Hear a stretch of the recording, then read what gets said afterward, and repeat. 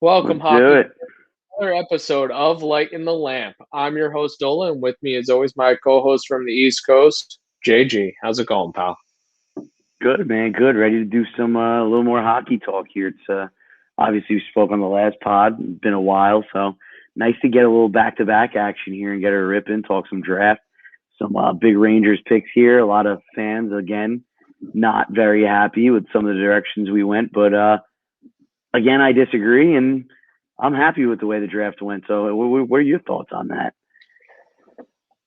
It's really funny, man. Just what's happening with the Rangers fan base. It seems like we just need to have like some type of immediate need success where they just expect everything without any obstacles in the way. I don't know. It's very interesting, but I know that Ranger fans were Sorry. upset, especially in the first round that we went with a winger, right? I know they're upset. We went with a winger.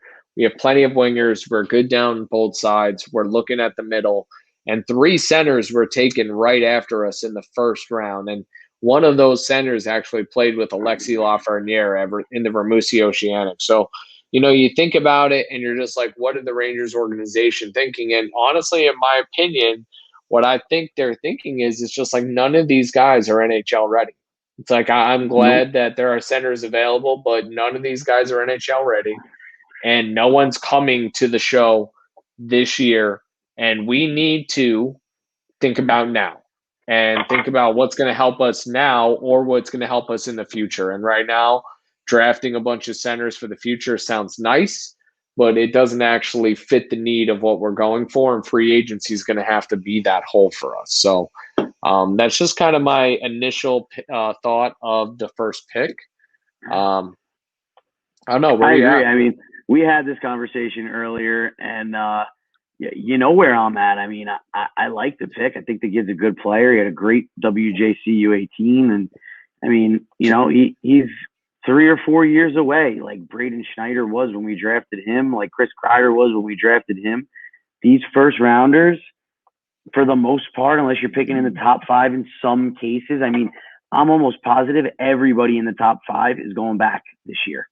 I'm pretty sure Owen Power is planning on playing at Michigan, and I'm pretty sure that the rest of the Michigan boys that went four of top five are all planning on going back to Michigan. So I mean, these kids are getting drafted and expecting to go play a couple of years, somewhere else to develop. It's not a walk in at 18 and tear it up league. Not everybody's Sidney Crosby, Alex Ovechkin, Connor McDavid, and Austin Matthews. I mean, Nathan, and even Nathan McKinnon struggled a little bit coming into the league. So, I mean, these fans have to start to realize like there's a long term plan, there's a short term plan, and sometimes these drafts aren't part of the short term plan. When you got Kako and Lafreniere, a first and a second pick in a draft where guys are supposedly NHL ready, you know, that's that's where you want to make the right pick. But when it comes to a guy like this at 16, 17 overall, whatever it was, would it become 16 with the forfeited pick from Arizona?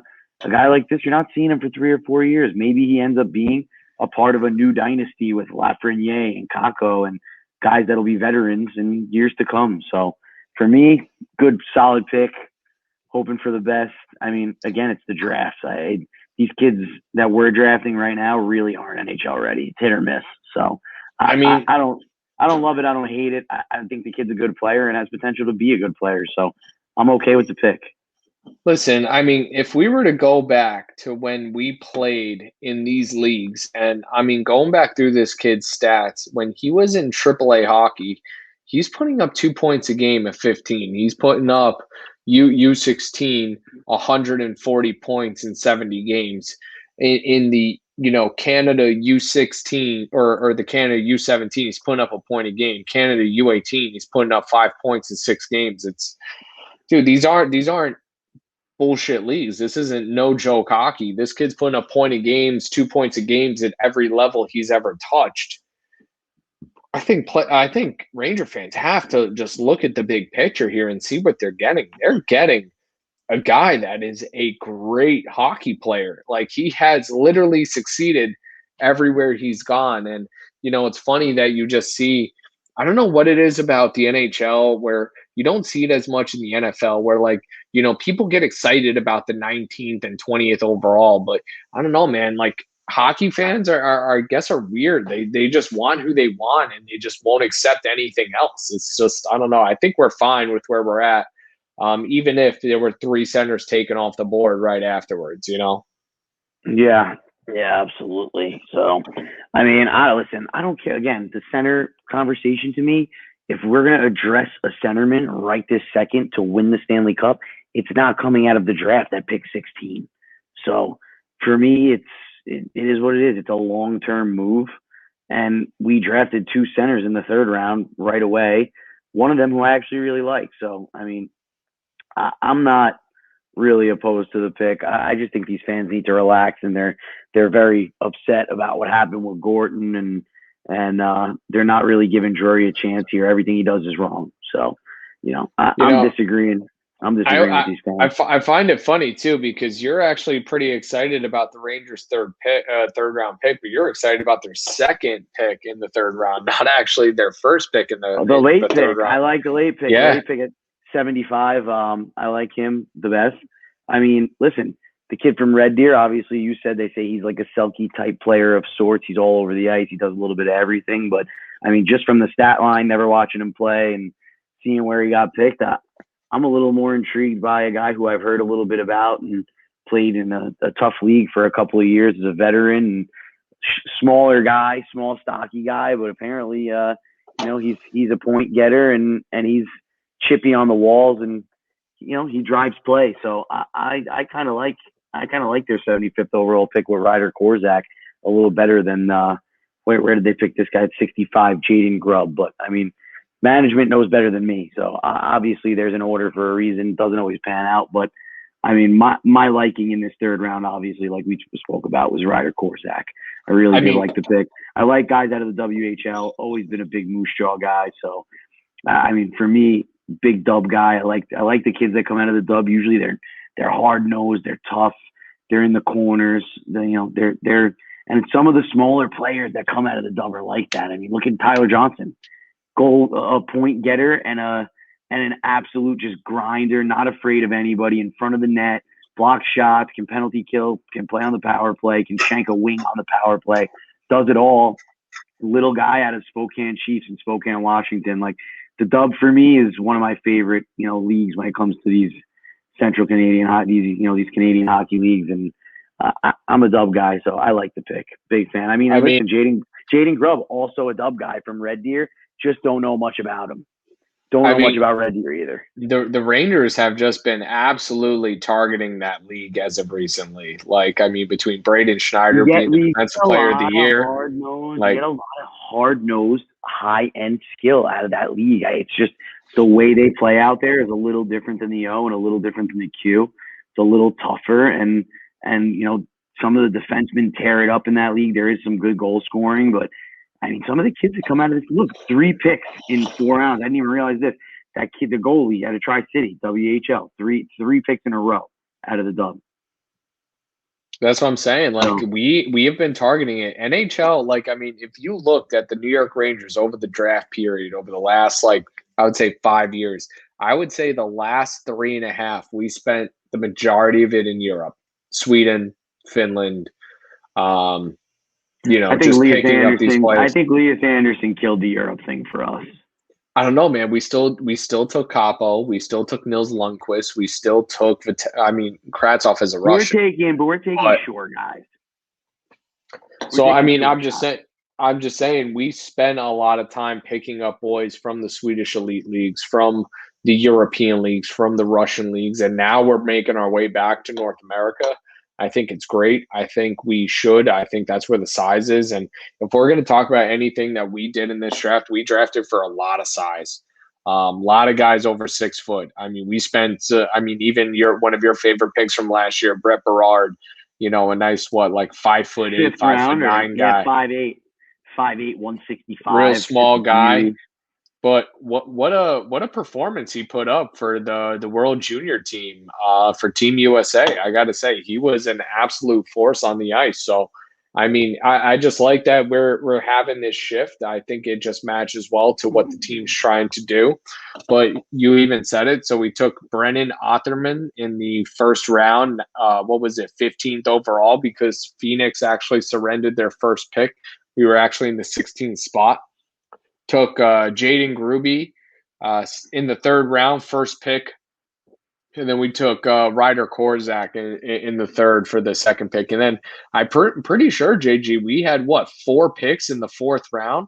Or was that the fifth round that we had 3 picks? We had 3 picks in the fourth round. We took the Yes. goaltender, 6'8" goaltender. 6'8", What two was hundo. Definitely needs to gain a few pounds, but I believe I'm pulling it up right now. I forgot his name already. and I'm sorry. I'm actually enamored. We're gonna get there in about 15 minutes, but I'm actually enamored by the 7th round pick. I think it was a quiet steal, and we'll get into that later. But that's where my head just was. So Talon Boyko is the 6'8", 200 goaltender out of Tri City in the Dub. Don't know anything about him. Love the Steve Yzerman-esque go after these large goaltenders. I mean, Yzerman does it in the first round, and I think Drury's kind of following him, saying, "Hey, maybe we can snag this eventual Vasilevsky type goaltender." well, we drafted a goaltender in the 7th round last year that was last year who was also 6'7". 6'8". I think this is Yeah, like the it was a new. big boy. After seeing the athletic, like Vasilevsky is obviously a specimen. He's probably, to me, in my day. I mean, I was very young when I got to watch the Richters and the Waz of the world. I was a young kid, but for me, from then to now, the most athletic, largest net covering. I mean, he's acrobatic for his size. Andre Vasilevsky could very well, if he wins another cup, could very well go down as the best goalie the league has seen. I mean, he's on pace to do some Wah and Brodeur like things. As much as I hate Martin Brodeur, but I mean, so I think maybe that's the new mold for these goalie draft picks. I think you're going to see a lot more of it from a lot of teams. I think it's just good for the Rangers to start having those prospects, because if we think of Tyler Wall, we think of Adam Huska, we think of the guys that will be behind Georgiev, behind Shesterkin, the guys coming up. They're not 6'7", 6'8". We don't really have that guy, other than I think the guy's name was Kempf last year. His last name, Kempf, was the goaltender. And, we need to see that. We need to see some larger bodies between the pipes. And I think Benoit Allaire is going to have to start working some of these boys into the system. But, that was actually one point of, we almost saw, or, rumors came out that Georgiev wanted to be traded. He was asking for a trade. I've heard recently Well, since he wants then to go that to he wants to go to a place where he wants to gets number play. 1 minute. He wants to play. Which is understandable. You can't be mad at the guy. Boy wants to play. That's all. So if that's the case, I mean, having Kincaid for a year, but now we're actually looking at Wall, we're looking at Husko, we're looking at, maybe filling another spot or two, and then, these goaltenders could fill out. So I mean, kind of excited to see what a 6'8" goaltender could be in a Rangers organization. This kid Talon, hopefully he's something to see. But I mean, we got 2 more picks in the 4th round. You're already looking at our 7th, and you're getting a fucking hard on over there. Not really sure why. We're not there yet. We got more picks to go over in the 4th round, so I'll just save it. But I like the pick a lot. It's a long-term pick, but I like it a lot. Next pick at 104, Brody Lamb, Minnesota guy. Don't know much about him. Stat lines all over the place. They don't have much for his stats, but you got his 2 high school years you got here, which is ridiculous. 22 games played, 66 points. I mean, come on. 46 goals and 20 assists in 22 games. Playoffs, 3 goals, 3 assists, 2 games played, 6 points total. And then he goes the next season as the captain of the team, 24 games played. Listen to this. Sit tight in your seats for this one. 52 goals, 35 assists, 87 points. Damn. In 24 games. But then goes to Green Bay and shows what a young high school hockey player usually shows. You're not really just quite there yet. 10 games, 2 assists for the Green Bay Gamblers right out of high school, with 2 penalty minutes and a +1. So, I mean, not a horrific stat line. got some playing time, and I would bet you he's every bit of a 30, 40-point scorer this year in Green Bay before he heads off to University of Minnesota. So another long-term potential depth pick that could work out in the AHL. Maybe he's one of these guys that works out for us as a fourth rounder, but another good pick. Apparently got, some nice passing skill. He explodes through his shot from what I read here, and he looks to shoot more than pass, which the Rangers can use. So that could be a phenomenal third line player right there. Just that's someone that can move that's the what's puck. being described. That's what's being described here. Although he looks to shoot more than pass, he's an efficient playmaker who finds teammates on the weak side, draws in pressure, and uses hook and slip passes to connect. So sounds like your typical third line Grindy. And who knows? Headed to the University of Mini. Who knows? Maybe he turns out to be a big time player. You never know. So again, dude, once these boys hit the weight room a little bit and start to see how much they can rip a shot, still and only 17 years old. Still only 17 years old. So headed to Green Bay as a 17-year-old for a full season. Got drafted at 17. He marked August 30th, 2003 is his birthday. So was able to get drafted at 17, and looks like his 18-year-old season will be his only one in Green Bay, and he's headed for 2022 to Minnesota. So who knows? It's been a weird year. You get to watch a ton of hockey, and these college kids and these high school kids are getting a look for that reason, an extra look. But even think about that, man. Like he probably went to Green Bay because there was not. I just think that that's pretty optimistic in terms of you have a guy on the younger age of the spectrum, right? Already ready to play, already ready to go to juniors, basically starting at University of Minnesota almost as a true freshman in terms of age. You know what I mean? And how really normal is it for some of these studs to start as true freshmen, where you normally see guys kick around kick around the, other places before they go play in college. You know what I mean? Like the NA and other leagues. And, for a guy at 16, basically end of 16 in his 17th year, go play for Green Bay, in his 18th year, go play for Minnesota. It's like he's already making those steps as a young player that, even for me, when I think back to like a guy that we played with, Kyle Palmieri, he was on the USNADP, but he was on the USNADP team, and then he played until he was 18, and then he went to Notre Dame as a true freshman, right? So he left high school, went to the USNADP team, and then by the time he left there, he went right into Notre Dame, and he left Notre Dame in his second year to go play in the NHL. It didn't work out for him too well at Notre Dame. Did he get kicked out with Riley Sheehan when that all happened, or do you remember that? I think him and Riley Sheehan got kicked out of Notre Dame. I don't actually remember that. I actually thought he just went into the show. No, they did something crazy. I don't know if he ended up getting kicked out, but Riley Sheehan definitely got kicked out, and they were both involved in the incident. I remember that, but a little off topic. But something crazy happened. They were like riding in the back of a pickup truck, and there was like an altercation, and they both got kicked off the team.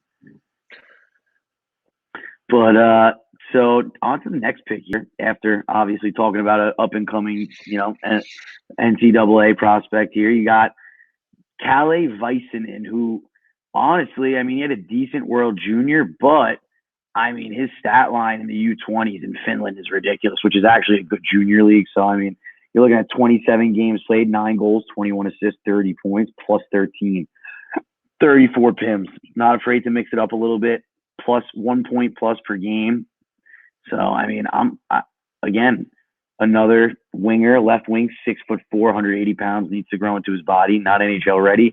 And they have him listed to play in the big league for Finland this year for TPS. So, see what he does this year. And, a lot of these guys that get to play in those leagues, they become men early, and we end up seeing them. So, think about the Jesper Fast of the world. We got all those guys from, Oscar Lindberg, those guys came from these leagues and were able to come and grind and play integral roles on the New York Ranger team. So, maybe, again, another good, solid pick, especially for, the 104th pick in the draft. It's kind of interesting, how when you think about all the way from building a team through the draft and free agency and beyond and stuff like that, you really, I feel like, need to first iron out your skilled players, right? And then because usually the grinders when they're younger are always more at their peak earlier, where you see the skilled guys usually take a couple years, start to get their hands, the speed of the game, and really start to find themselves. And it's kind of when you build through the draft to find all this skill, and then you start to build in the draft to find all this toughness and grit. I think it really fills out well because I think like the toughness and grit, finds itself a little bit earlier than like those skilled players sometimes. I don't know, man. Maybe I'm off, but like, you see like even in the Islanders, like the Anders Lee, the Bavillier, the Barzals, like they took like 3, 4, or 5 years to really find their Dude, stride where that whole team, man, Pellick, all these guys are homegrown guys.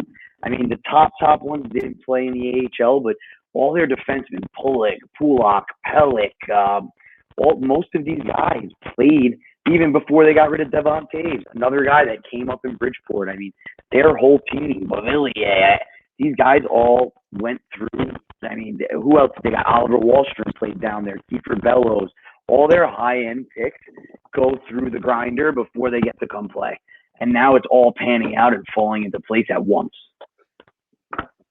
that's what I'm saying, man. Like, I just feel that where we're at in terms of talent, and now that we've brought in a lot of these tougher guys through free agency who are always on the cheaper end of the spectrum, right?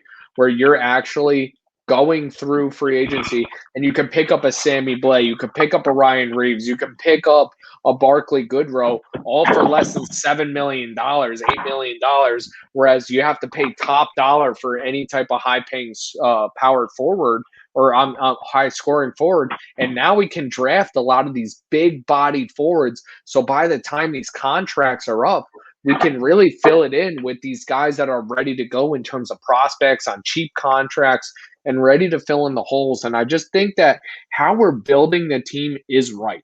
It's smart because we have the talent. We're pairing it with veteran, strong, gritty pieces, and we're drafting the gritty pieces to replace them, where we don't have to go out and re-sign people for overextended contracts. Like all the Rangers fans that are bitching about Barclay Goodrow. Well, all right. Well, maybe, someone like, a Gruby or one of these freaking guys will be that hard-nosed forward for you, and maybe that's where we'll find them. So I don't know. I think we're going because, like, again, you look at the draft, you look at where we're going, a lot of guys over 6 foot. A lot of guys with heavier bodies, dude. And, again, you can go find these guys in free agency, but when these guys get hurt because they're putting their body on the line and taking shots and sitting in front of like, PK Subban's and Shea Weber shot, and they're absolutely just destroying themselves, you're going to need some boys to fill in at the same role. So I don't know. I think it's exciting. This year, I really don't know these players as much as I have in the past, but I still think I'm so trusting the process here. I don't know about you. You seem positive as well. I'm very positive for one reason and one reason only. We have basically bred Chris Drury for this job. We brought him down to that AHL team, and he turned around the player development in this program in a very short period of time. He went and got prospects and picks, and he developed AHL guys. We have guys on the AHL team. We had to have 4 or 5 guys last year get their shot coming off of the AHL team. That's a beautiful thing. The Rangers haven't had that in years. So, I think honestly, did I love Jeff Gorton? Was I upset the way things ended? Absolutely. I was disappointed. I really thought, this falling into place right now has Jeff Gorton's mark on it. Whether Chris Drury goes on to win a cup in 3 years or not. Dude, it's like Stevie Yzerman at Tampa Bay. Yeah, it's like Stevie Yzerman at Tampa Bay. That's where I was getting. So for me, do I miss it? But Julian Brisbois, they also did the same thing with him. He's been around that Tampa Bay team. He didn't just come out of nowhere. He was around the Syracuse Crunch team, like player development guy. Like I think we're kind of trying to follow that motto. And I'm not mad about it. I don't love Dolan maybe getting his fingers back on the team after you see what he did to the Knicks for all these fucking years. Finally leaves him alone this year.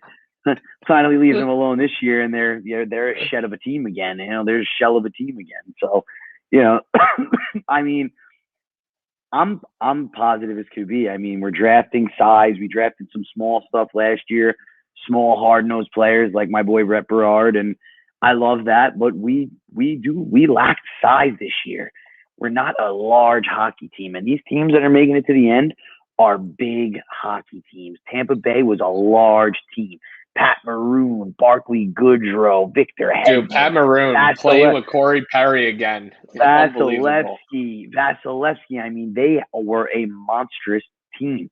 That kid Eric Cernak's got to be 6'5", was unbelievable in the playoffs. I mean, the whole team is large. Even Sergachev is like 6'3". No, I mean Dude, they were Sergachev just large. has that Yager body. You know that Yager McDonough is body where six it's just two three. those hips, those Yep, wide and it's fat hips.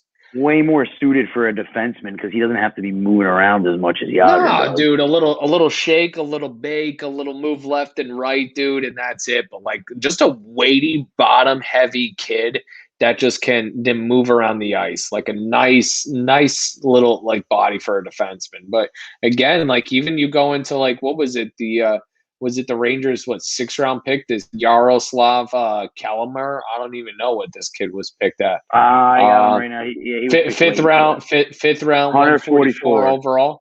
But Yep, dude, and another six one foot who four, played. 200. He didn't play as high a level as who was the guy we just talked about last round that played for in the Finnish junior leagues. So this kid played in the same leagues, not quite the same stats at the U18 level this year. 13 Who, points. Kalle Vesalainen, Yeah, or Ryder Korczak? Vasalainen. No, Okay, I was talking about the kid in the Finnish league. So this yeah. kid, Kemlar, compares. They played, for similar teams in the same league. At U18, the kid was very good. He got to play 3 games with the U20 team, 0 across the board for 3 games, plus minus 0. U18, he was 5 goals, 8 assists, 13 points, 15 games, plus minus 0, 8 PIMs. He's an 03, 18 years old, 6'4", 200. So not a small body at all. I mean, he's not far off from being NHL size, maybe another 20 pounds. And And he's honestly, league size ready. I mean, he got to play in the international junior tournament as well for the Czech, and the Czech yeah, weren't he that did. good this year. But you know what? At Just 2 least goals he's in getting. 4 games and another plus minus 0.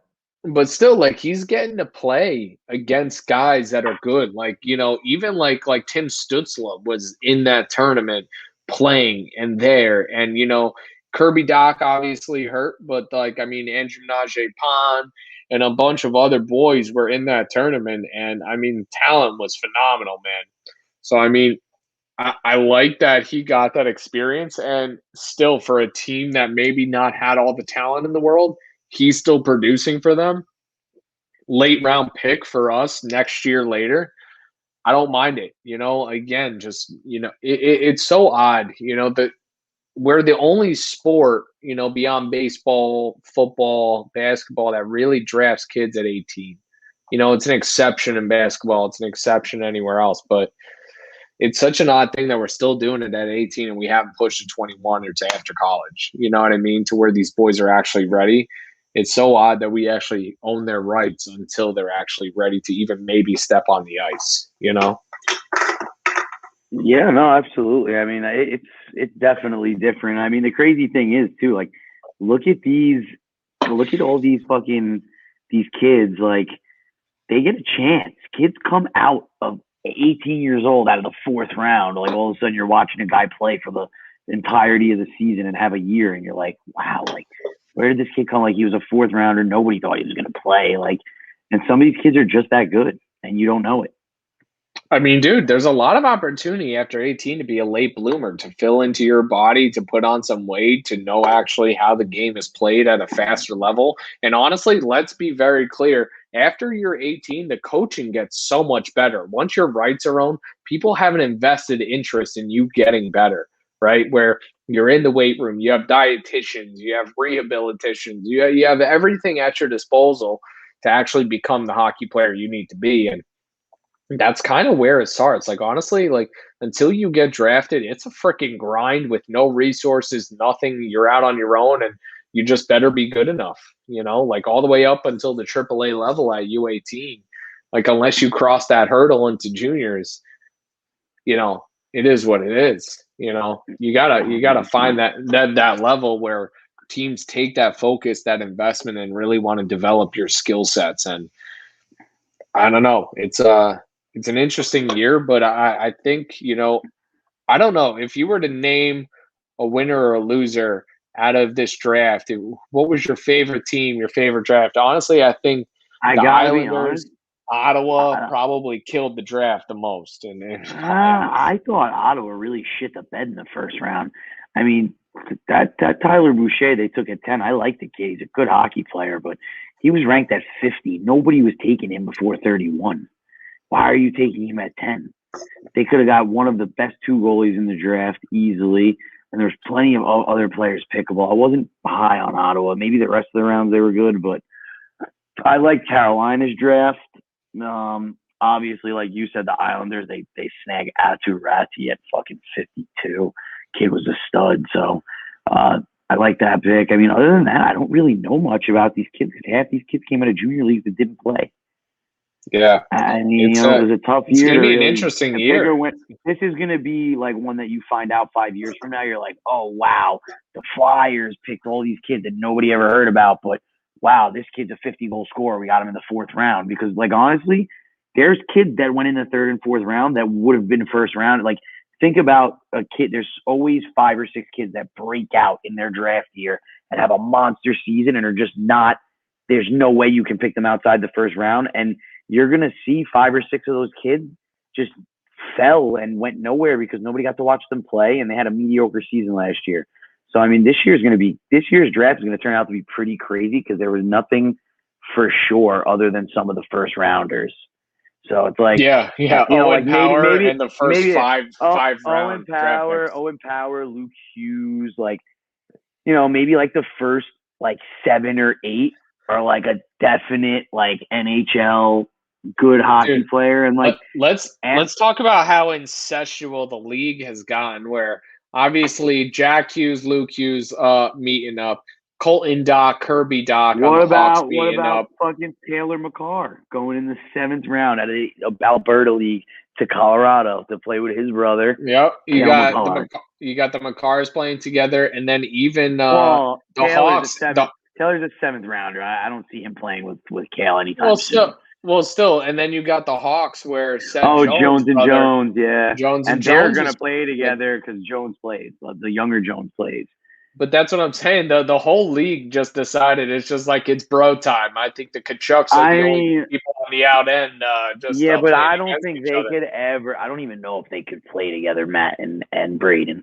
They play such a similar game. Like, they'd be fist fighting in practice and call. Like, I feel like, I mean, I know they're good team guys and they seem to be great kids and shit from like the interviews I've watched and just seeing them progress in their careers. But I mean, I could you imagine the two of them playing together? They killed, like, apparently they kill each other. They killed each other their whole lives. So from all like the interviews I've heard on Chicklets, like, and you got fucking, Big Keith over there was definitely antagonizing, drinking beers and just like, come on, boys, get after it, like letting them beat the piss out of each other and shit. So I mean, I'm sure it would be a duel to have them on. Dude, that's funny that thinking back to that comment, that was like one thing that Chris Drury, I think it came out after like the entire, like, obviously Jeff Gordon fire and everything, of just like the idea of the future of the New York Rangers and what was the goal of the team. And someone asked, it's like, if you were in charge of the team, to Chris Drury, would Brendan Lemieux still be here? And he'd be like, absolutely. And it was just like, he would have never traded Brendan Lemieux last year. And it's like, that's interesting, just to obviously want that piece back. Just like, obviously, I mean, Brendan Lemieux was just like our poor man's Matt Tkachuk, right? Like, just like didn't score as many goals, but kind of mixed it up. Bro, dude, think about this. You keep Brendan Lemieux, which we easily could have at like $900K to $1 million. Like, this fourth line could be literally fucking Barclay Goodrow. Barclay Goodrow, fucking Lemieux, and Reeves or Blay. Because listen, we don't need Reeves every single night, and Reeves is going to sign at league minimum after this year. He wants to re-sign with the Rangers. He can still play. He just wants to, his goal getting traded, I read the whole article, was to go somewhere that would maybe re-sign him, even if it was for depth and to just protect guys for the rest of his career. Like, he didn't care. So, like, if I'm the Rangers, I'm taking that into consideration. And, like, if I'm them, I'm going back out after Lemieux. Like, right now. Like, it's great you bring that up because, like, if I'm the Rangers, I hate to go off course from the draft. We got my 7th pick to still go over. But just a quick rant. If I'm the Rangers, he's the perfect fit right now. You go get Brendan Lemieux, and now you have, for that 4th line, you have Lemieux, Blais, Barron, and Reeves, all options with Goodrow in the middle. I mean, or Rooney. I mean, so now look at how, I mean, some guys aren't gonna like it, but you're gonna have a These are fourth line guys. These are fourth line guys. I mean, you're gonna have a top end Hartford because, like, Rooney is a point a game guy in the A. Like, he goes down to the A, he tears it up. You know what I mean? So, like, you lose Rooney and Barron, but now you're Blais, call it Blais, Lemieux, Reeves, and Goodrow in the middle. Like, maybe you keep up Morgan Barron so you have 2 extras. But still, like, even Morgan Barron just getting another year of experience is fine, dude. Like, he's still young, plenty of time on his year and his career. And you know what? He's a big boy and just finding himself because he's going to have to come into the NHL and kind of honestly find that power forward Tom Wilson-esque style of play because he's a big guy and that's just how he's going to have to fit into this league. And that takes time. That just doesn't happen right once you hit the ice, and your body's got to match it. And I just think that we're in a place where that whole bottom half of the team is just going to have so much extra weight to it. And honestly, I just want to call it weight because the Rangers just, like, last year when they played, they look light. They bounce off players like Hedel and all these boys, Capo and Lafreniere was bouncing off players left and right. And, you know, it's just Blackwell. I mean, he was tough. Blackwell actually fought through everything, but he's light, he's small. Like you said, we are much heavier. Heavier. We are much heavier. Much heavier. Like, so let's since we're going off the rails here, let's get back into it and let's just finish up with my 7th overall pick, and then we could do a little 7th extra overall. So I mean, who is this? Overall. Seventh round. Hank Kemp. Hank Kemp. So I'm gonna get into it here, obviously, because I was excited and you've been firing off the rails. You're probably +2 right now. You're killing it out there, flying around like usual. So my comparison here is, and this is the reason I like the pick, I'm going through a short window of time compared to the resume that obviously Ryan Lindgren has. But if you look at similar years prior to going to college and then the A and NHL, Hank Kemp here had a mediocre. He looks like he's just like a big time stay-at-home defenseman. Played Chicago Mission for 2 years, 1 goal, 10 assists, 11 points, 8 PIMs, 20 games played. That was at 15 AAA. 16 AAA, he's got 20 games played, 1 goal, 6 assists, 7 points, 10 PIMs. Then he goes to finish the season at Muskegon. Mediocre, plays 6 regular season games, 1 assist, -2. And he plays 4 playoff games, 0 across the board, +1.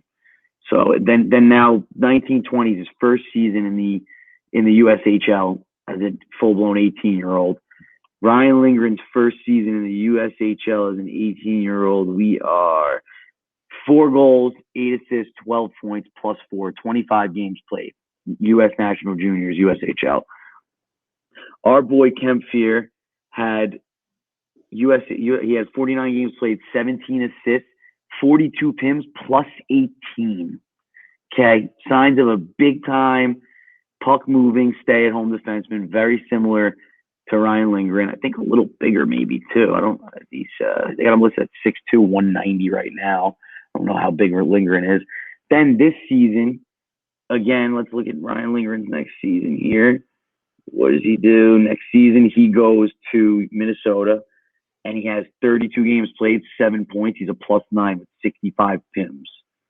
So now Kemp is going to be in Muskegon this year. He's 26 games played, 4 goals, 6 assists, 10 points, +5, 27 PIMs, 4 playoff games, a +1 with an assist.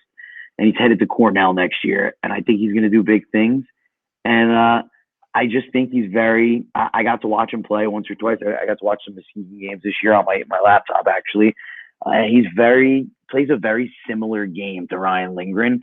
and he's years away. So, I mean, you can possibly see him replacing a Lindgren. So, for me, I like this. Oh, that would hurt. I like That this. would hurt. I mean, as Well, I much mean, as I down the hate being line, that Ranger, I I'm hate talking being about that down the Ranger line, fan. Tim. Listen, times I know. get tough, and you got to break up teams. Look what we just did 2 years ago, 3 years ago. We got rid of an entire team. So, I mean, listen, Zuccarello, Hayes, one JT day, Miller, fucking everybody. Brian McDonough, Which, fucking by the Hank. way, if JT Miller stayed in New York, this team is a much better team today. By the way. Dude, honestly, if the whole squad stayed in New York, it's just, are we that bad right now? Like, Jesus. Like, it seemed like that was the squad. We were just 3 years too early. Yeah, basically. But, I mean, I like this pick for me is like a value pick in the 7th round. So I'm excited about it. Obviously, I gave him comparisons to Lindgren, who got drafted in the 2nd round. So, I mean, even if he's a poor man's Ryan Lindgren and he's a 6'7" guy, in years to come, it's a good pick to me. Only thing is, he got drafted old. I didn't even know this was allowed. He's 23. Wait, what? Yeah, 98 birth year. Oh, no, I'm looking at Lindgren. What am I doing? I was going to say. Oof. It's a 2002 birth 2002, year. 19. Okay. I got nervous. I'm like, wait, excuse me?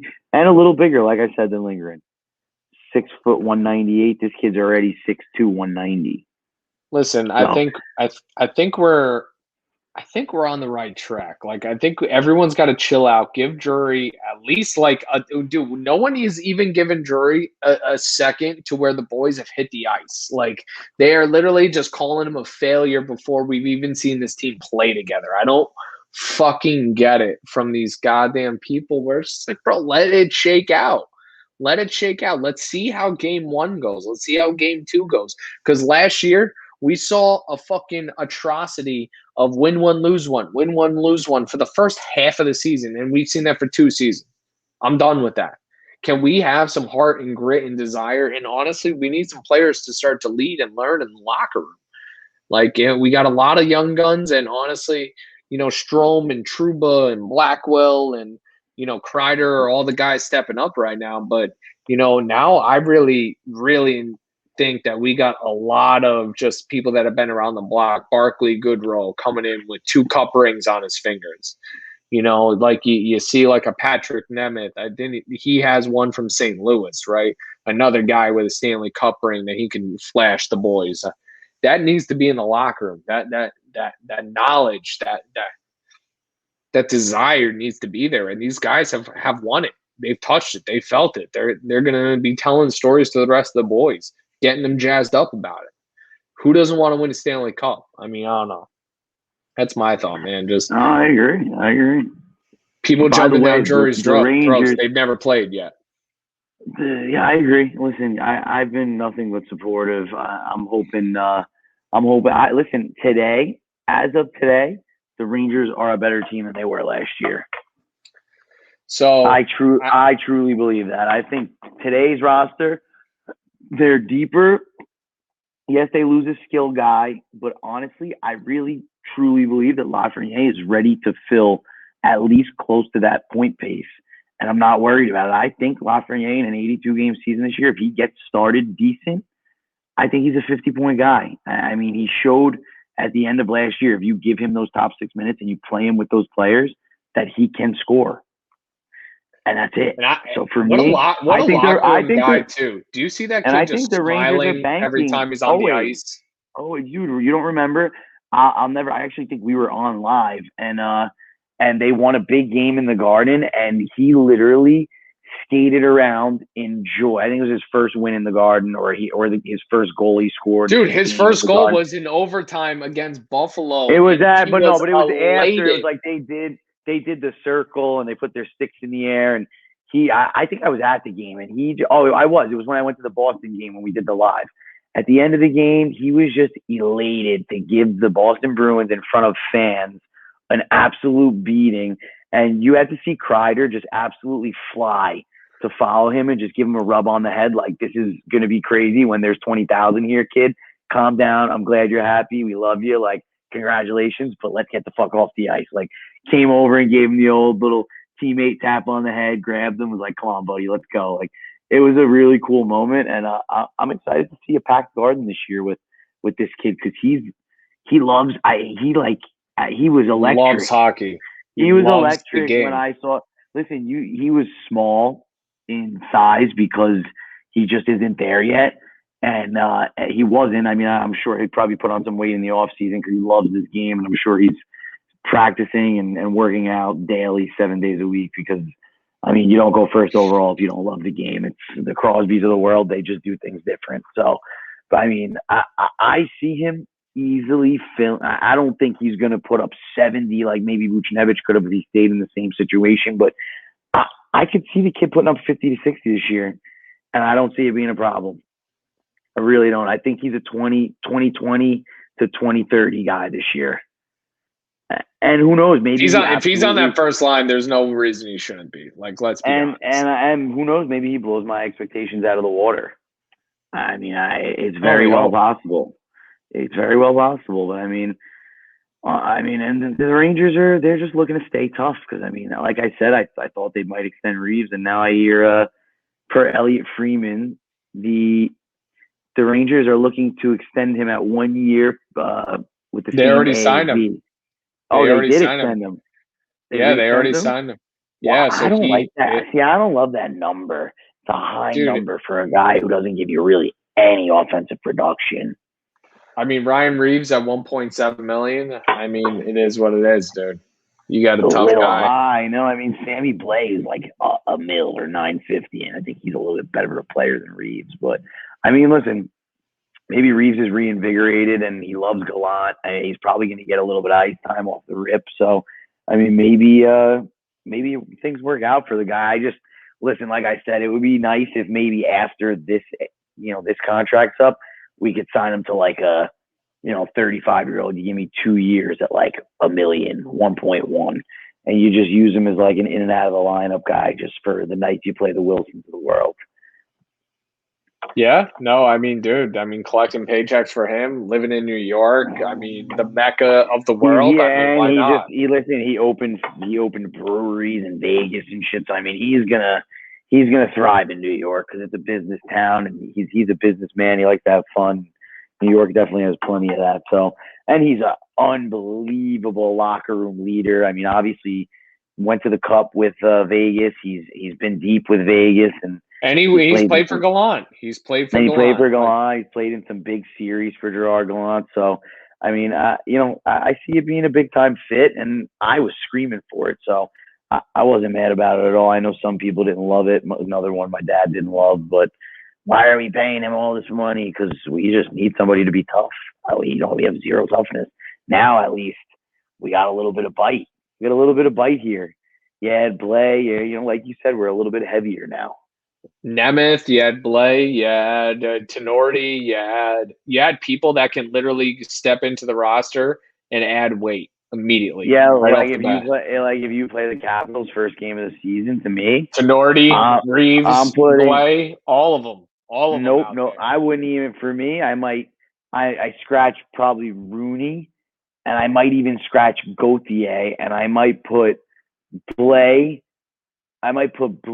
Reeves, Morgan Barron, and then I may even fucking scratch Lundqvist and bring up Mason Geertstein from Hartford and just call it a day here and just let these bastards know that it's not going to happen anymore. And if you want it to happen, we can play that game fivefold.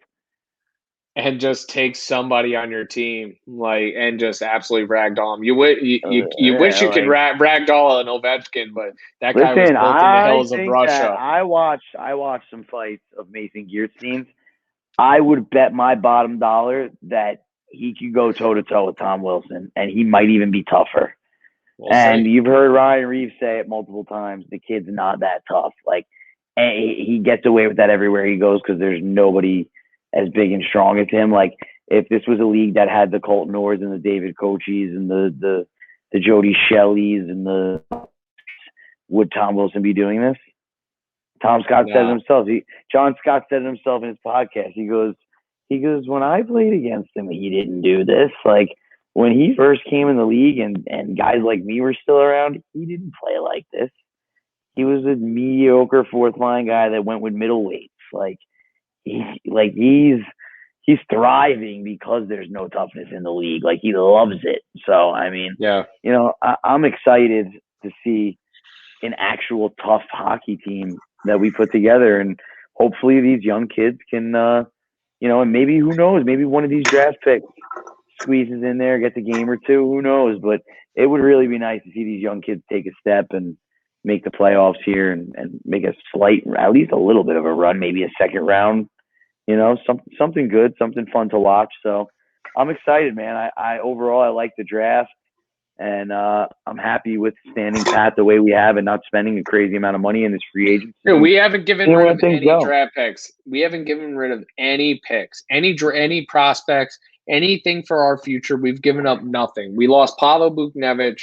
I don't want to lose Ryan Strome. We've lost Tony D. We lost Brendan Smith. We have not lost the future. We're fine. Ranger fans need to chill out, but I think that's a great place to kind of end the episode. I think we're on fire here tonight. I think, honestly, between the draft, between free agency, we're just tracking in a good method. And honestly, all we need now is that big signing. Well, whatever's left of the salary, not even all of it, but we can go like a nice $8-9 million signing and we'd be fine. But we can sign a big player to a ticket for 4 years and then we can see what happens. But if I'm the Rangers, I'm standing pat, man.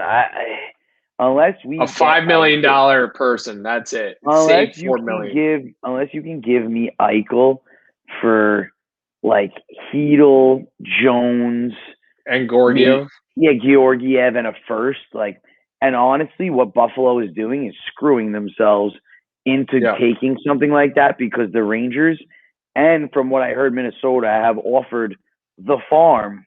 As far as, the original offer had Buchnevich in it. If you're Buffalo and you're looking to retool, it's a guy whose contract's going to run out at the end of this year. If you want to re-sign him, you can. If not, you use him at the deadline. You get a first rounder without a doubt. Like somebody's taking him for a first rounder before the playoffs. So Buffalo is going to end up getting swindled a little bit, and I'm thinking Drury is standing pat for that. I know you're not huge on the Eichel trade, but if the right pieces move out in the deal, I don't want to see Strome leave. I feel like Strome. Listen, Georgiev gets No, we want Strome. Is what I'm saying. Georgiev gets $2.5 million to be a backup. He has like a nice contract. Then you got Hedel just got 2.3 or 2.4 for 2 years. So 2.3, yeah. That's $4 million off the books right there. We have $18 million in space, even after the Goodrow signing. That leaves enough room for Eichel to come in, and this is another reason we got rid of Buchnevich and $6 million. Now Eichel comes in. So you lost $4 million in the deal, so he's only costing you $6 million AAV technically. So I think the Rangers fans need to just chill. I think Chris Drury has a plan in mind, and if it's not Eichel, I think he goes out at the deadline or waits to see somebody that shits the bed and has to make a huge retool, maybe a Calgary, and we go and get what we need. And I think we're good. And I think we're going to get it sooner than later. But I think the Rangers fans need to just chill, not waste his cap space, and let's just leave things going. So, again, great episode. A flat cap, man. We got to think about it. We got to think about it. We got to keep it in our mind. But no doubt. Great episode. Great talking about the draft. Another long one. A couple long ones back to back here at the Lamp. But we definitely lit it up here on a nice Friday night, just getting her going and just talking some Rangers. And excited in the offseason. Been lots to talk about and just excited to get on with you, JG. Fans, subscribe, comment, chat, share, do whatever you got to do, and just hit us back so we can get engaged with you and talk to you more. And we're going to be coming with some more content here. We got some more content coming up, but not before I absolutely tear this weekend apart for my 30th birthday. Starting with a little rip at the F Cove tomorrow down the Jersey Shore. So I'm going to be off the air here until at least Tuesday. It's going to be a tough go, a little bit of a bender. Birthday's Monday, starting her off tomorrow. So, fans, it's been great. Mr. Amendola, it's been a pleasure. Love you guys, and we'll see you during the week this week. We got plenty more to come here. All right. Well, fans, we stacked them up drink-wise. We talked about everything. Cheers to you, and let's look out for some more Rangers content. JG, we'll be talking to you, and happy birthday, Pop.